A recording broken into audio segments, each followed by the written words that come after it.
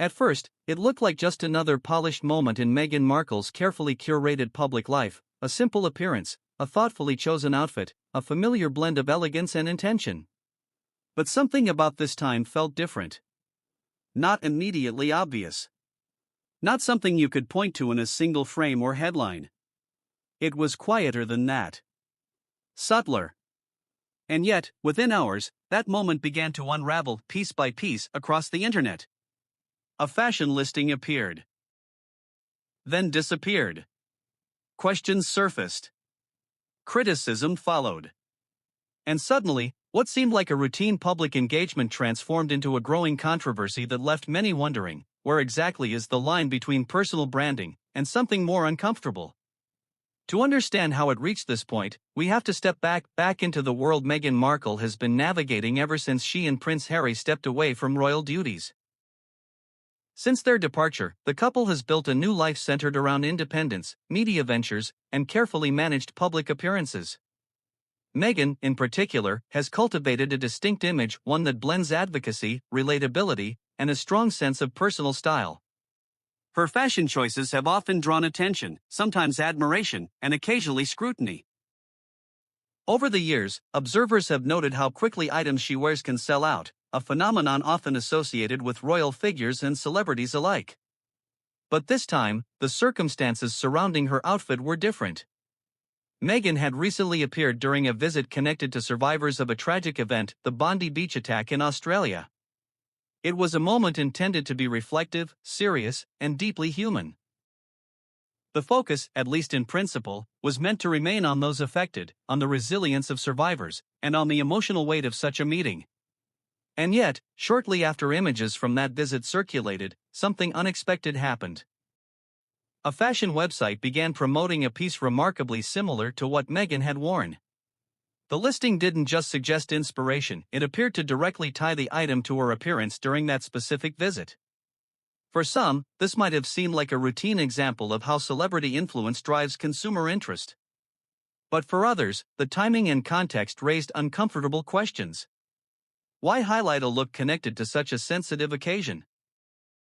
Was it appropriate to link fashion promotion with a moment rooted in tragedy? At first, the listing remained live, quietly circulating among fashion watchers and online communities.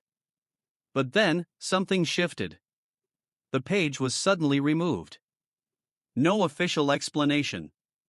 No detailed clarification. Just, gone.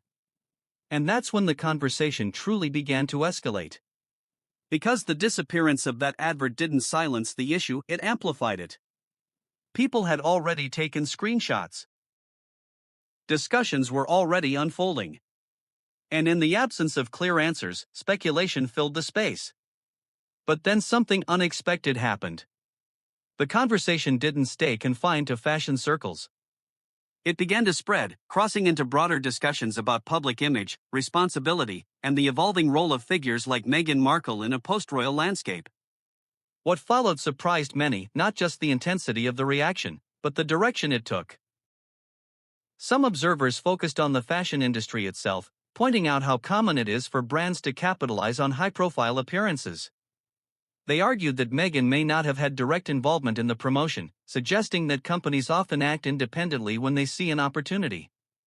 In that view, the incident was less about intent and more about timing, an unfortunate overlap between commerce and a sensitive moment. But others saw it differently.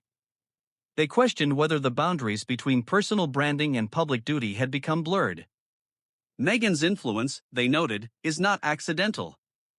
It is part of a broader strategy, one that involves visibility, narrative control, and, at times, monetization.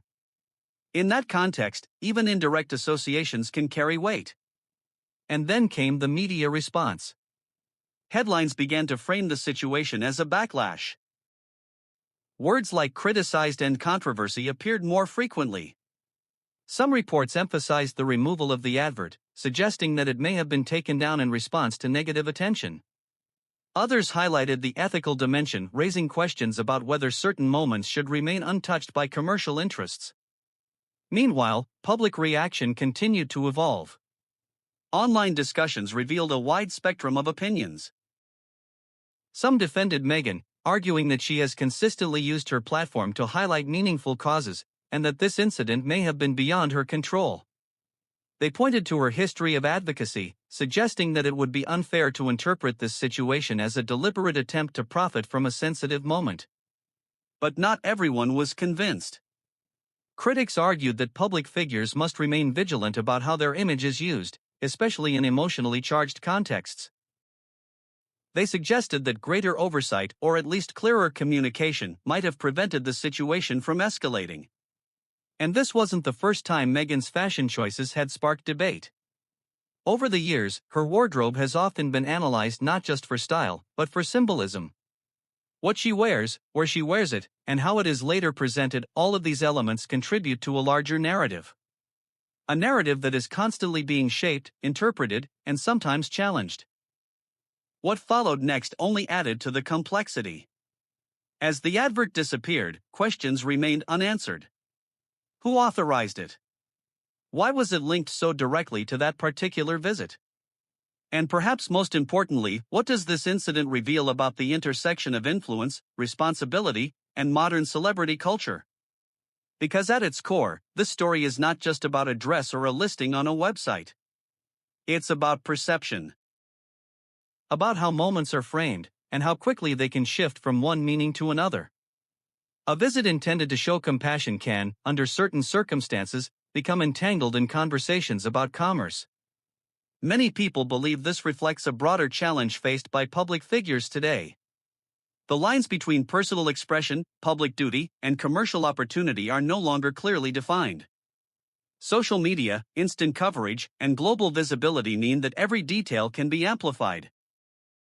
And every decision, intentional or not, can be scrutinized. Some reports suggest that the removal of the advert may have been a response to growing criticism, rather than a preemptive decision. If that's the case, it raises further questions about how quickly brands and individuals can or should react to public sentiment. In an environment where reactions unfold in real time, the pressure to respond can be immense. It also highlights the role of observers. The media, the public, and even casual viewers in shaping the narrative. What begins as a small detail can, through collective attention, become a focal point. And once that happens, controlling the story becomes far more difficult. But this wasn't just about reaction. It was about interpretation. Because for every person who saw this as an unfortunate coincidence, there was another who viewed it as a misstep. And in that space between those interpretations, the story continued to evolve. Stepping back, the deeper meaning of this moment becomes clearer. Meghan Markle exists in a unique position, no longer a working royal, yet still deeply connected to the legacy and expectations of that role. Her actions, appearances, and even her clothing choices carry a level of significance that extends beyond the ordinary. This incident, in many ways, reflects the tension inherent in that position. On one hand, there is the desire to maintain autonomy, to build a personal brand, to engage with audiences on her own terms. On the other, there is the expectation of sensitivity, particularly when engaging with serious or tragic events. Balancing those two forces is not simple. And perhaps this moment reveals just how delicate that balance can be. Because what happened here wasn't a single, clear-cut mistake. It was a convergence of factors. Timing, perception, and the complex ecosystem of modern media. A fashion listing became a symbol. A removal became a statement. And the absence of clarity became its own kind of narrative. But this wasn't the first time questions like these have surfaced. And it likely won't be the last. Public figures, especially those with global recognition, often find themselves navigating situations where every action carries multiple layers of meaning. As the conversation gradually settles, one thing remains certain: moments like this don't simply disappear when a web page is taken down. They linger in discussions, in perceptions, and in the evolving story of a public figure whose journey continues to captivate and divide audiences around the world. So the question remains: was this simply a misunderstanding, an unintended overlap between fashion and a sensitive moment? Or does it reveal something deeper about the challenges of maintaining authenticity and responsibility in an age where every detail is amplified?